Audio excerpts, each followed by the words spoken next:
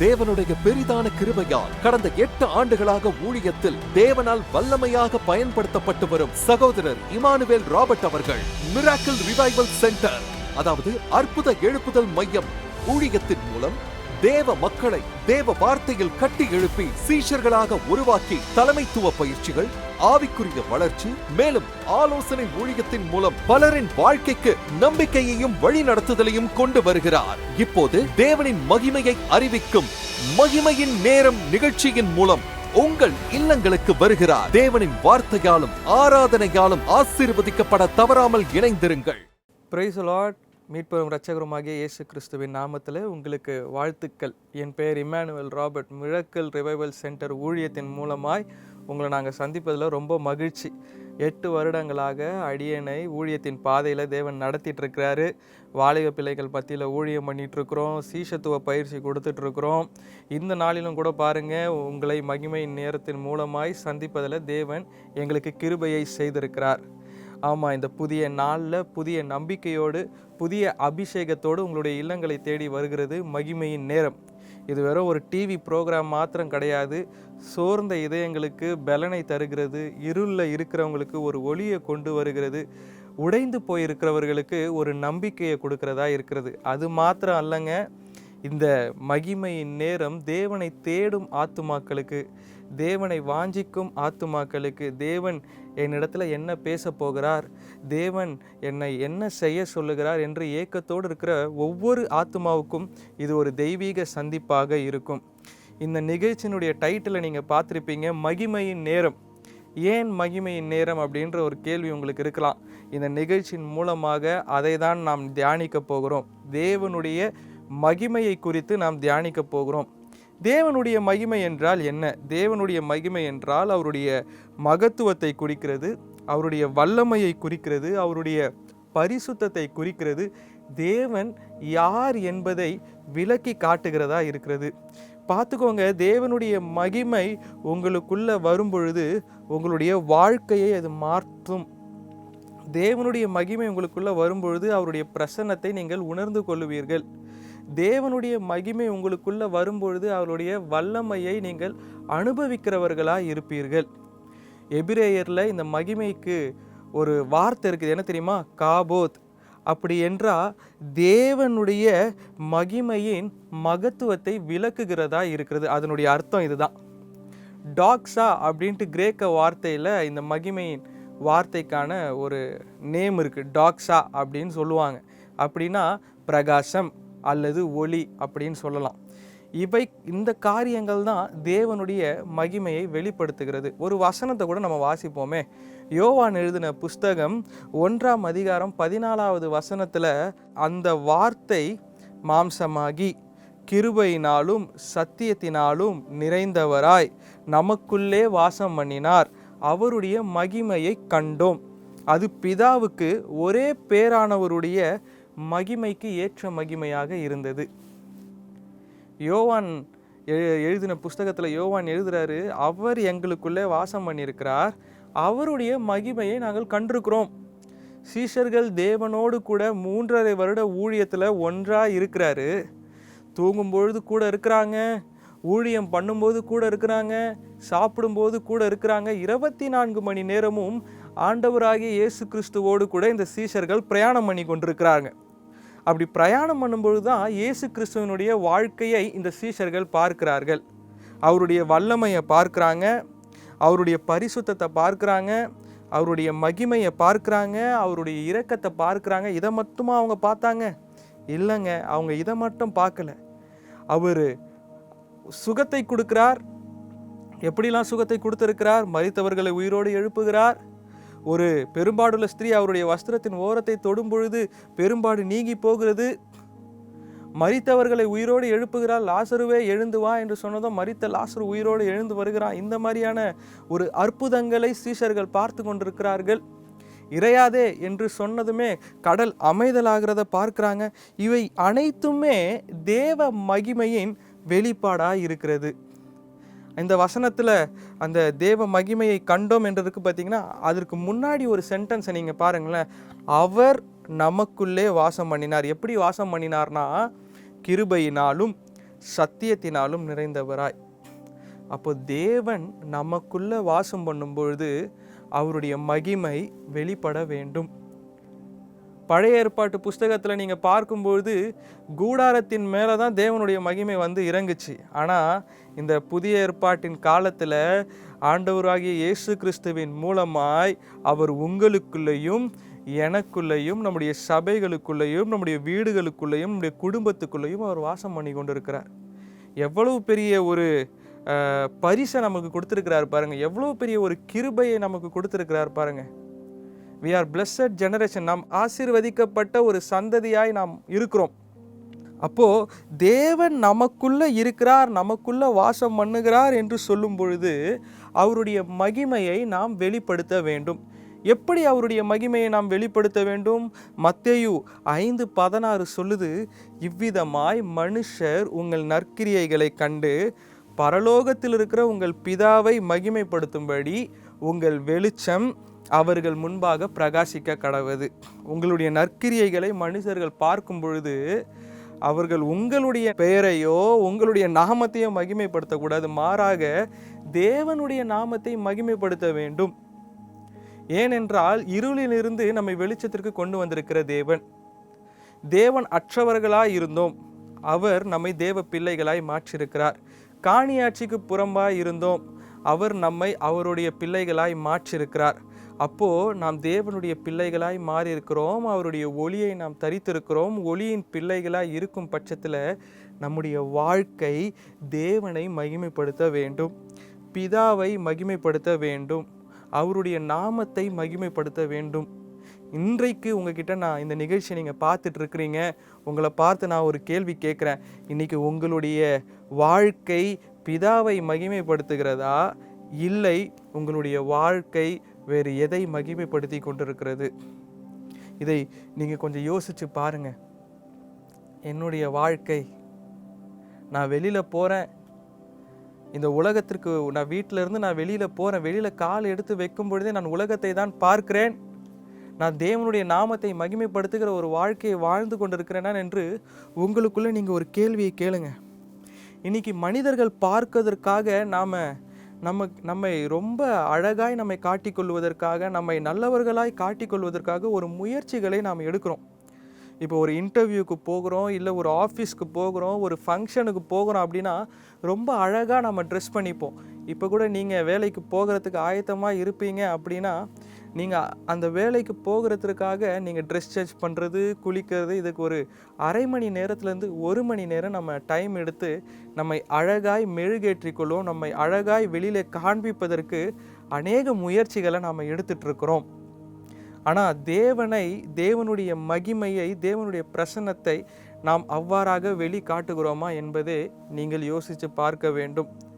நான் நம்மளை நல்லபடியாக காட்டிக்கொள்ளணும், சமுதாயத்தில் ஒரு நல்லவனாக என்னை காட்டிக்கொள்ளணும் அப்படின்னு நீங்கள் எடுக்கிற முயற்சியை நான் தவறு அப்படின்னு சொல்ல வரலை, அது நல்லது தான்.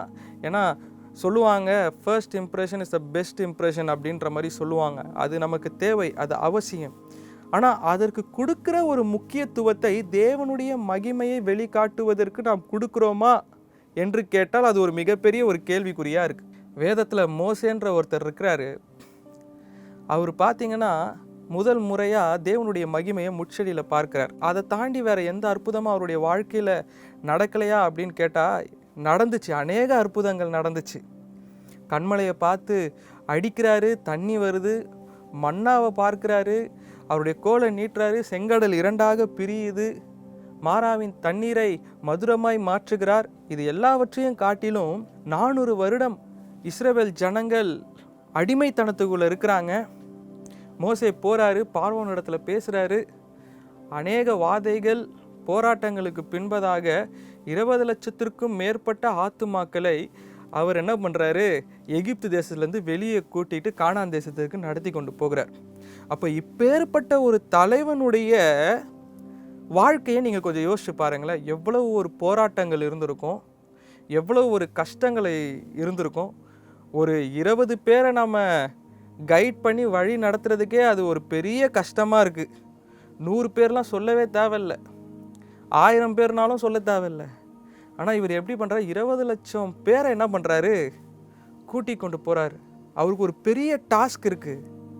யார் யார் அவங்களுக்கு துரோகம் பண்ணுவா, யார் யார் அவங்கள பழி வாங்குவா, யார் யார் குறைகளை பேசியிருக்கலாம், அவங்க காடுகளுக்குள்ளே போகும்பொழுது மிருகங்கள் மூலமாக பாதிப்புகள் வந்திருக்கலாம், வேறு ஒரு ராஜ்யங்கள் மூலமாக பாதிப்புகள் வந்திருக்கலாம். எவ்வளவோ ஸ்ட்ரெஸ்ஸு மோசேனுடைய வாழ்க்கையில் இருந்திருக்கும்.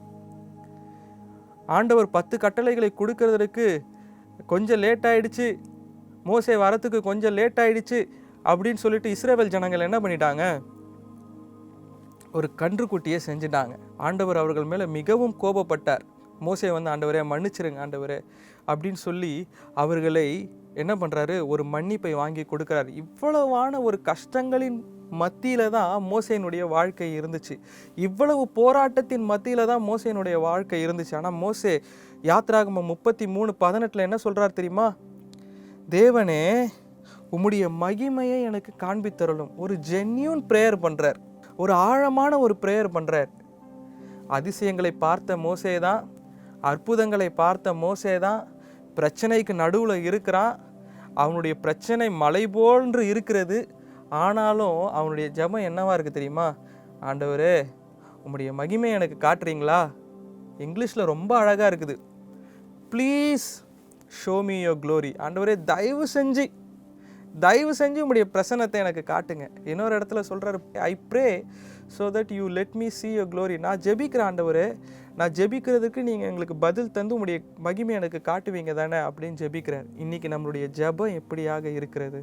இன்றைக்கி என்னுடைய தேவைகளுக்காக நான் ஆண்டவருடைய சமூகத்துக்கு போகிறேன்னா, இல்லை தேவனுடைய மகிமையை என்னுடைய வாழ்க்கையில் நான் பார்க்கும்படி தேவனுடைய சமூகத்திற்கு போகிறேன்னா?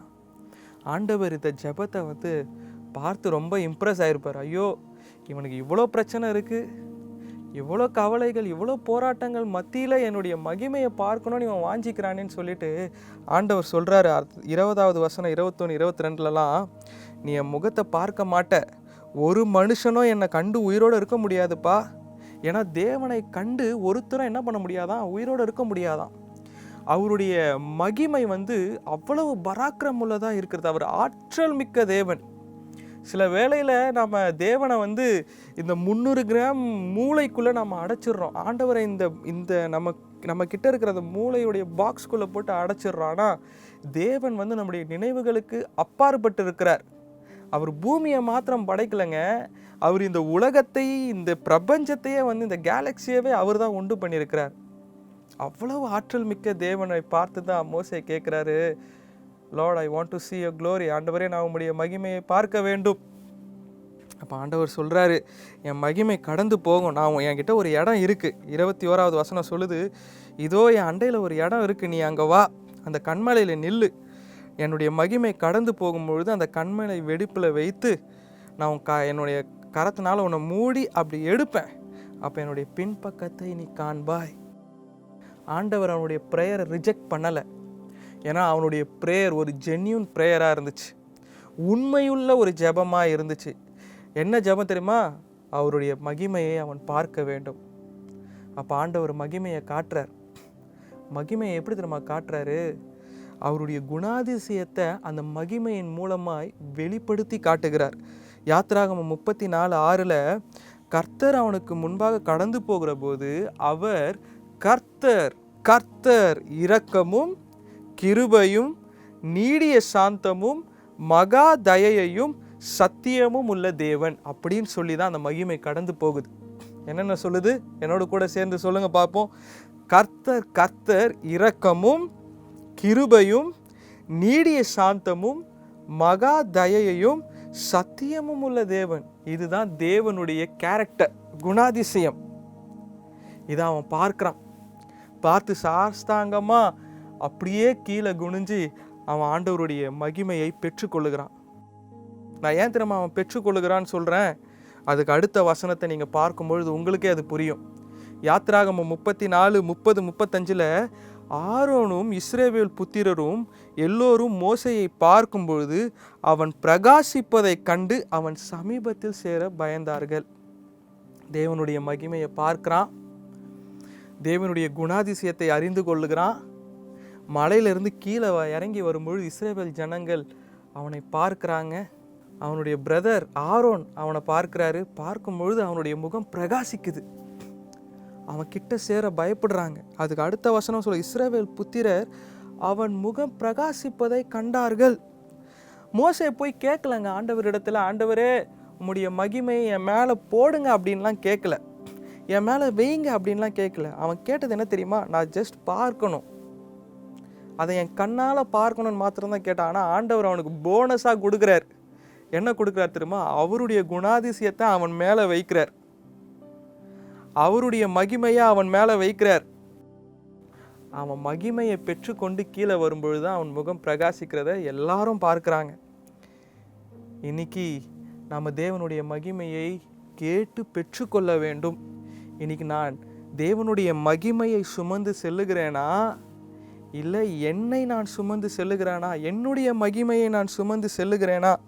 தேவனுடைய பிரசன்னத்தை நாம் நாடி தேட வேண்டும். மோசே அதை தான் தேடுறார். ஆனால் இன்றைக்கு நாம் என்ன பண்ணுறோம் தெரியுமா?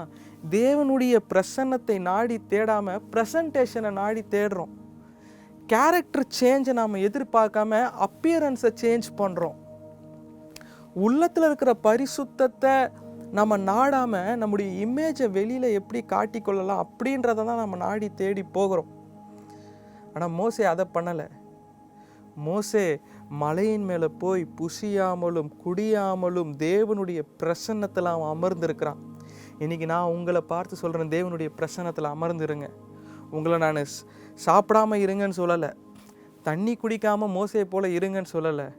கொஞ்ச நேரம் ஆண்டவருடைய சமூகத்தில் அமர்ந்திருந்து அவருடைய மகிமையை நீங்கள் கேளுங்க. ஆண்டவரே உம்முடைய மகிமை எனக்கு வேண்டும். மோசேக்கு வேற எதுவுமே ஒரு பிரச்சனையாக தெரியல. அவனுக்கு எவ்வளோ பிரச்சனை இருந்தாலும் தேவனுடைய மகிமையை தாண்டி வேற எதுவுமே அவனுக்கு இம்பார்ட்டண்ட்டாக தெரியலை.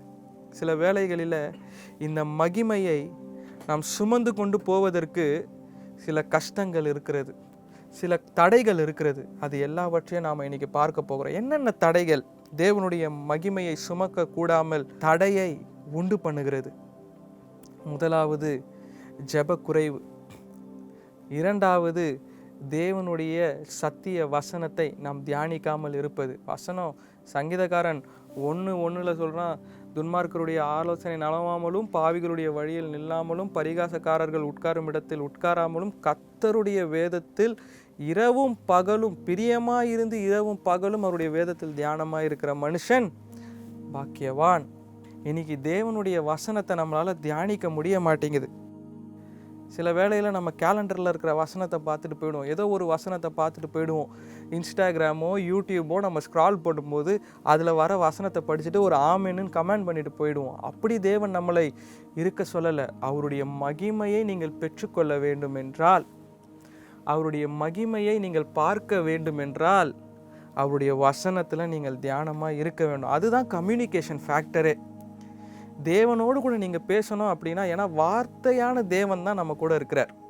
அப்போ இந்த வார்த்தையை படிக்கும்பொழுது தான் நீங்கள் தேவனோடு இடைப்பட முடியும், தேவனோடு பேச முடியும். அப்போ தான் நீங்கள் தேவனிடத்தில் கேட்க முடியும், ஆண்டவரே உம்முடைய மகிமை எனக்கு காண்பீங்க. பர்சனல் ரிலேஷன்ஷிப் தேவனோடு கூட இருக்க வேண்டும். ஏன்னா தேவன் உங்களுடைய இருதயத்தை பார்க்கிறார்.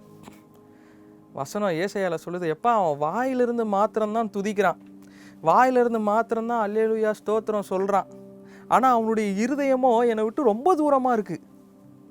இன்றைக்கி உங்களுடைய இருதயம் எங்கே தேவனோடு கூட ஒரு கரெக்டான ஒரு அலைன்மெண்ட்டில் இருக்குதா, இல்லை உங்களுடைய இருதயம் எதை சார்ந்து இருக்குது? உலகத்தை சார்ந்து இருந்ததானால் தேவனுடைய மகிமையை உங்களால் பார்க்க முடியாது. அதுவே தேவனை சார்ந்து இருந்ததானால், மோசே கேட்ட மாத்திரத்தில் தேவன் எப்படி அவருடைய மகிமையை காண்பித்தாரோ அதே போல் உங்களிடத்தில் தேவன் அவருடைய மகிமையை காண்பிப்பதற்கு அவர் உண்மையுள்ள தேவனாக இருக்கிறார். ஆமென். ஆமாம், சில வேளையில் தேவனுடைய மகிமையை நம்ம காணக்கூடாதபடி மறைமுக பாவங்கள் தடுத்து விடலாம். அந்த ஃப்ளோவே இராதபடிக்கு மறைமுக பாவங்கள் தேவனுடைய மகிமையை காணக்கூடாமல் நம்மை செய்துவிடும். பெரிய பெரிய பாவங்களை குறித்து நான் பேசலை, சிறு சிறு காரியங்கள். நம்ம நண்பர்களோடு கூட சேர்ந்து நம்ம பேசுகிற ஒவ்வொரு வார்த்தையும் தேவனுக்கு பிரியம் உள்ளதா, தேவன் அதில் மகிமைப்படுவாரா என்பதை நீங்கள் யோசித்து பேசுங்க. அப்படி நீங்கள் பேசுகிற காரியங்கள் ஒரு காசிப்பாக இருக்கலாம், மற்றவங்கள பற்றி பின்னாடி பேசுகிறதா இருக்கலாம், இல்லை மற்றவங்களுடைய வாழ்க்கையை பார்த்து பொறாமை கொள்றதா இருக்கலாம். இது எல்லாமே தேவனுடைய மகிமையை காணக்கூடாதபடி ஒரு தடைக்கற்களாய் உங்களுடைய வாழ்க்கையில் இருக்கும். ஆமென். அது மாத்திரம் அல்ல, சில வேளைகளில் உலகத்தினுடைய அப்ரூவலை ரொம்ப நம்ம நாடி தேடுவோம். இவங்க என்ன சொல்லுவாங்க, இவங்களுக்கு என்னுடைய வாழ்க்கை சரியாக இருக்குமா, அவங்க என்னை பார்த்தா அவங்களுடைய கூட்டத்தில் என்னை சேர்த்து கொள்ளுவாங்களா, என்னை அவங்க அக்செப்ட் பண்ணிப்பாங்களான்னு சொல்லி மனிதர்களுடைய அப்ரூவலை நம்ம ரொம்ப நாடி தேடும் பொழுது தேவனுடைய மகிமைக்கு நம்ம ப்ரையாரிட்டி கொடுக்கறது என்ன ஆகிடும்னா கம்மியாகிடும். அவர்களுக்கு நம்ம என்ன பண்ணிடுவோம், அதிக ப்ரையாரிட்டி கொடுப்போம். அது மாத்திரம் அல்ல, நீங்கள் தேவனை தாண்டி என்னென்ன காரியங்களுக்கு முக்கியத்துவம் கொடுத்தாலும் அது விக்கிரக ஆராதனையாய் மாறிவிடும். அது உங்களை தேவனுடைய மகிமையை காணக்கூடாதபடி ஒரு தடையை உண்டு பண்ணுகிறதா இருக்கிறது. நீங்கள் வேதாகமத்தில் ஸ்தேவானை பற்றி உங்கள் எல்லாருக்கும் தெரியும். ஸ்தேவான் ஒரு நல்ல ஒரு பிலீவர். அவன் ஞானத்தினாலும் பரிசுத்த ஆவியினாலும் நிறைந்த ஒரு விசுவாசி, உங்களைப் போலவும் என்னை போலவும். அவன் என்ன பண்ணுறான், ஆண்டவராகிய இயேசு கிறிஸ்துவை பற்றி, அவனும் ஒரு யூதன் தான், யூத தலைவர்களுக்கு அவன் என்ன பண்ணுறான், ப்ரீச் பண்ணுறான். ஆதி ஆகமத்திலேருந்து இயேசு கிறிஸ்துவினுடைய அந்த ஊழியத்தின் வரைக்குமே அவன் என்ன பண்ணுறான், பிரசங்கம் பண்ணிகிட்டு இருக்கிறான். அப்போ அவங்களுக்கு பயங்கர கோபம் வந்துடுது. அவனை நியாய சங்கத்தில் போய் நிறுத்துறாங்க. அப்போ அவன் பார்க்குறான், அவன் சொல்கிறான், அப்போஸ்தலர் நடவடிக்கைகள் 7:55-56 அவன் பரிசுத்த ஆவியினாலே நிறைந்தவனாய் வானத்தை அண்ணார்ந்து பார்த்து தேவனுடைய மகிமையை பார்க்கிறான். பரிசுத்த ஆவியினாலே நிறையும் போது நீங்கள் தேவனுடைய மகிமையை பார்ப்பீர்கள். அவன் அதை மாத்திரம் பார்க்கல, தேவனுடைய வலது பாரிசத்தில் இயேசுவானவர் நிற்கிறதை கண்டு கொள்ளுகிறான். எவ்வளவு பெரிய ஒரு வல்லமையான ஒரு தரிசனத்தை அவன் பார்க்கிறான் பாருங்க. அவனுடைய சூழ்நிலை அங்கே சரி கிடையாது. அப்போ சொல்கிறான், அதோ வானங்கள் திறக்கிறதையும் மனுஷகுமாரன் தேவனுடைய வலது பாரசத்திலும் நிற்கிறதை நான் பார்க்கிறேன். வல்லமையான ஒரு தரிசனம், a beautiful vision. ஆனால் அவனுடைய சூழ்நிலை சரி கிடையாது. அவன் இன்னும் கொஞ்ச நேரத்தில் சாக போகிறான். அவனை கல்லெறிந்து கொல்ல போகிறாங்க. ஒரு கல் அடித்தாலே நம்மளால் வலி தாங்க முடியாது. ஆனால் அவன் மறிக்கிறதே எல்லாரும் கல் எடுத்து அடித்து தான் அவன் சாக போகிறான். அவனுடைய சூழ்நிலை சரி கிடையாது. இன்றைக்கி உங்களுடைய வாழ்க்கையில் கூட சூழ்நிலைகள் சரியில்லாமல் இருக்கலாம். சத்தியத்திற்காக நீங்கள் நிற்கும் பொழுது தேவனை பற்றி பேசுகிறதுனால உங்களுடைய வேலை ஸ்தலத்திலேயோ, உங்களுடைய காலேஜ்லேயோ, உங்களுடைய உற்றார் உறவினர்கள் இடத்திலேயோ நீங்கள் தேவனை பற்றி பேசும் பொழுது அவர்கள் உங்களை பற்கடித்து எதிர்த்து வரலாம். அவங்க உங்களை ஏளனமாக பேசலாம். உங்களை எப்படியாவது கீழே தள்ள வைக்க வேண்டும் என்று, கீழே தள்ளிவிட வேண்டும் என்று அநேக எத்தனித்து அவங்க ஒரு வேலையை செய்யலாம்.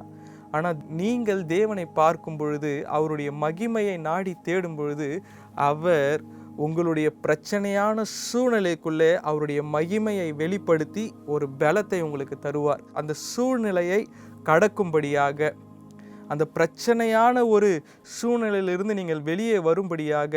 எல்லாருக்குமே பிரச்சனை இருக்குது. பிரச்சனை இல்லாத ஒரு மனுஷன் இருக்கிறான் அப்படின்னு சொல்லி இந்த உலகத்தில் என்ன பண்ண முடியாது, சொல்லவே முடியாது. இப்போலாம் சின்ன பசங்களுக்கே போய் கேட்டோன்னா, ஐயோ அண்ணா எனக்கு ஸ்ட்ரெஸ் இருக்குது அப்படின்னு சொல்கிற ஒரு காலகட்டத்தில் நம்ம வாழ்ந்துட்டுருக்குறோம். அப்போது பிரச்சனை இல்லாத ஒரு மனுஷன் இருக்க முடியாது.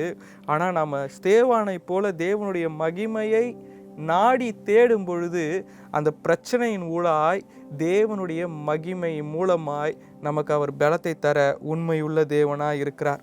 சில நேரத்தில் நம்ம கேள்வி கேட்கலாம், ஏன் எனக்கு இந்த பிரச்சனை நடக்குது, ஏன் தேவன் இதை அனுமதிக்கிறார், ஏன் என்னுடைய ஜெபத்துக்கு பதில் இல்லை என்று கேட்கிறோம். ஆனால் தேவனுடைய ஒளி உள்ளே வரும்பொழுது நம்ம பதிலை மாத்திரம் கேட்க மாட்டோம். தேவனுடைய மகிமையை நீங்கள் நாடி தேடும் பொழுது, தேவனுடைய மகிமையை நீங்கள் பார்க்கும் பொழுது நீங்கள் பதில் எதிர்பார்க்க மாட்டீங்க. மாறாக தேவனுடைய பிரசன்னத்தையே நம்ம தேட ஆரம்பிச்சிருவோம். வசனம் சொல்லுது, சங்கீதம் 19:1 வானங்கள் தேவனுடைய மகிமையை வெளிப்படுத்துகிறது, ஆகாய விரிவு அவருடைய கரங்களின் கிரியை அறிவிக்கிறது. சூரியனாக இருக்கட்டும், சந்திரனாக இருக்கட்டும், மலைகள், கடல்கள் எல்லாமே அவருடைய கிரியைகளை அறிவிக்கிறதா. இன்றைக்கு அவருடைய சாயலாய் நம்மை படைத்திருக்கிற நம்மை, உங்களையும் என்னையும் அவருடைய சாயலாய் படைத்திருக்கிற தேவன் நாம் எவ்வளவாக அவருடைய நாமத்தை மகிமைப்படுத்த வேண்டும் என்று எதிர்பார்த்து கொண்டிருப்பார். நீங்கள் அவருடைய மகிமையை நாடி தேடுங்க. அந்த மகிமையை நீங்கள் தேடும் பொழுது வசனம் சொல்லுதில்ல, நம்ம இன்றைக்கி தானே படித்தோம், மோசேனுடைய முகம் எப்படி பிரகாசித்தது, ஆலயம் எப்படி பிரகாசித்தது, நோய்கள் சுகமாகிறத நம்ம பார்க்குறோம், வாழ்க்கை மாறுகிறத பார்க்குறோம். வசனத்தில் நம்ம படிக்கிற அதே தேவன்தான் இன்றும் நம்முடைய வாழ்க்கையில் அவர் செயல்பட்டு கொண்டிருக்கிறார். துன்பத்தில் உங்களுக்கு சமாதானத்தை கொடுப்பாருங்க, பலவீனத்தில் பலனை கொடுப்பாருங்க, பாவ உணர்ச்சியை கொடுப்பார், ஜெப ஆவியை நம்மளுக்கு அவர் பலப்படுத்தி கொடுப்பார். இயேசுனுடைய அன்பு நமக்குள்ளே ரொம்ப அதிகரிக்கும். எப்போ அதிகரிக்கும் தெரியுமா? நீங்கள் மோசேயை போல, ஸ்தேவானை போல தேவனுடைய மகிமையை நாடி தேடும் பொழுது. எப்படி உலக தோற்றத்தில் இருளாய் இருந்தபொழுது ஒளி உண்டாக கடவுது என்று சொன்ன அதே தேவன்தான் இன்னைக்கு உங்களுடைய வாழ்க்கையிலும் என்னுடைய வாழ்க்கையிலையும் ஒளியை பிரகாசித்து கொண்டிருக்கிறார். அதை நீங்கள் விசுவாசிக்கிறீங்களா? அதை நீங்கள் விசுவாசித்தீங்கன்னா இந்த உலகத்திற்கு நீங்கள் ஒளியாய் மாற வேண்டும். அவருடைய மகிமையை நாம் சுமந்து செல்ல வேண்டும். நாம் கண்களை மூடி ஜெபிப்போமா? தேவனிடத்தில் கேட்போமா? ஆண்டவரே, உம்முடைய ஒளியை நான் சுமந்து செல்லுகிற ஒரு பாத்திரமாக என்னை மாற்றுங்க. இருக்கிற இடத்துல நீங்கள் கண்களை மூடி ஆண்டவரிடத்தில் கேளுங்க. இன்றைக்கி உங்களுடைய சூழ்நிலைகள் சரியாக இல்லாமல் இருக்கலாம். நீங்கள் ஒரு பயத்தோடு இருக்கலாம், ஒரு நடுக்கத்தோடு இருக்கலாம், ஒரு கேள்விகளோடு இருக்கலாம். ஆனால் அது எல்லாவற்றையும் நீங்கள் ஓரம் தள்ளிவிட்டு கண்களை மூடி ஆண்டவரிடத்தில் கேளுங்க. ஆண்டவரே, மோசேக்கு நீங்கள் கொடுத்தீங்கல்ல, மோசே கேட்கும் பொழுது ஆண்டவரே உம்முடைய மகிமை எனக்கு காண்பீங்க அப்படின்ட்டு மோசே கேட்கும் பொழுது நீங்கள் உம்முடைய மகிமையை மோசேக்கு காட்டினீர் அல்லவா? ஸ்தேவானுடைய அந்த சூழ்நிலை இருக்குது பார்த்தீங்களா? அந்த சூழ்நிலையின் மத்தியில் பரிசுத்த ஆவியானவர் மூலமாய் உம்முடைய மகிமையை ஸ்தேவானுக்கு காண்பித்தீர்கள் அல்லவா? அவனுடைய சூழ்நிலை என்ன ஒரு பிரச்சனைக்குள்ளான சூழ்நிலையாக இருந்தாலும் உம்முடைய மகிமையை காட்டினீர் அல்லவா? அதே போல் என்னுடைய வாழ்க்கையிலையும் ஆண்டவரே, என்னுடைய சூழ்நிலை சரி கிடையாது, ஆனால் I just want to see your glory Lord. உம்முடைய மகிமையை மாத்திரம் நான் பார்க்க வேண்டும். ஏன்னா அந்த மகிமை எனக்குள்ளே வந்துட்டா போதும், என்னுடைய சூழ்நிலைகள் மாறிவிடும், என்னுடைய பிரச்சனைகள் மாறிவிடும், என்னுடைய கலக்கங்கள் மாறிவிடும். துன்பத்தில் எனக்கு நீங்கள் ஒரு சமாதானத்தை கொடுத்துருவீங்க, பாவத்திலிருந்து எனக்கு விடுதலையை கொடுத்துருவீங்க, இருளுள்ள வாழ்க்கையிலிருந்து எனக்கு வெளிச்சத்தை கொடுத்துருவீங்க. என்னுடைய குடும்பம் இருளில் இருக்கலாம், உங்களுடைய குடும்பம் இருளில் இருக்கலாம், ஆனால் தேவனுடைய மகிமையை நீங்கள் குடும்பமாய் நாடும் பொழுது தேவன் உங்களுடைய குடும்பத்தில் அவருடைய மகிமையின் ஒளியை பிரகாசிக்க பண்ண உண்மையுள்ள தேவனாக இருக்கிறார். நல்ல ஆண்டவரே, உம்மை நாங்கள் துதிக்கிறோம், ஸ்தோத்தரிக்கிறோம். இந்த நாளிலும் ஆண்டவரே, உம்முடைய மகிமையை சுமந்து செல்லுவதற்கு எங்களை தகுதிப்படுத்துங்க. அதை நாங்கள் சுமந்து செல்ல எங்களுக்கு உம்முடைய கிருபையை கொடுங்க. ஆண்டவரே, எங்களை பார்க்கிறவர்கள் உம்முடைய மகிமையை பார்க்கட்டும். அப்பேற்பட்ட ஒரு வாழ்க்கையை நாங்கள் வாழ எங்களுக்கு கிருபை செய்யுங்க. எங்களை நாங்கள் அர்ப்பணிக்கிறோம், உம்முடைய பாதத்தில் ஒப்புவிக்கிறோம்.